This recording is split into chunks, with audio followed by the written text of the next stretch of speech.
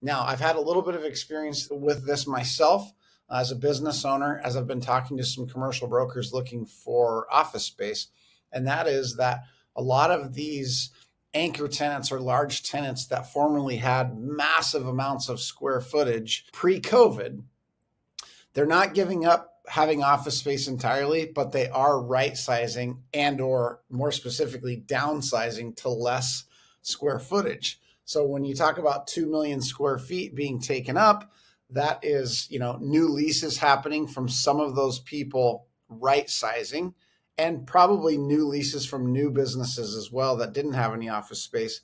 But a lot of companies are giving up excess footage. And so that's why you see that availability rate at a new high. There's a lot of square footage still available in office. Funny how some of the kind of core pieces that would impact our industry, real estate, affordability, number of units available, are likely going to be an important topic to the American people, therefore important to either party who may be elected into office. I guess that would be some encouragement around what seems to be a pretty inflamed political season, although they all seem to be anymore. And that is that the things that really, really matter at the core of a lot of who we are as Americans matter to both parties and matter to all of us.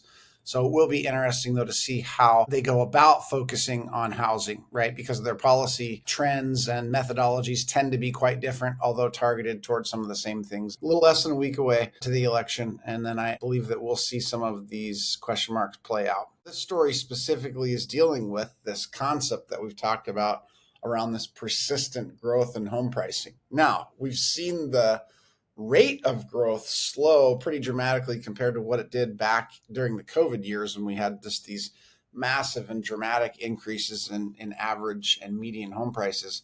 Now we're seeing much smaller increases in many markets and nationally, but yet it continues to go up. There's a couple of reasons for that. Even though there are more listings coming to market now than we've been seeing in recent years, there's still quite a few less than what we saw pre-pandemic. And the total amount of inventory that's available has gone up nationally. Now it's over 4 months worth of inventory.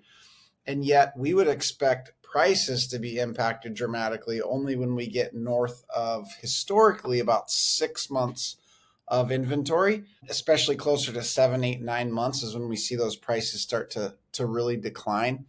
And so we've got a lot more inventory than we had. We just don't necessarily have enough to really move prices down like some might expect. And that puts a lot of sellers, still in a pretty strong position when they're coming to market.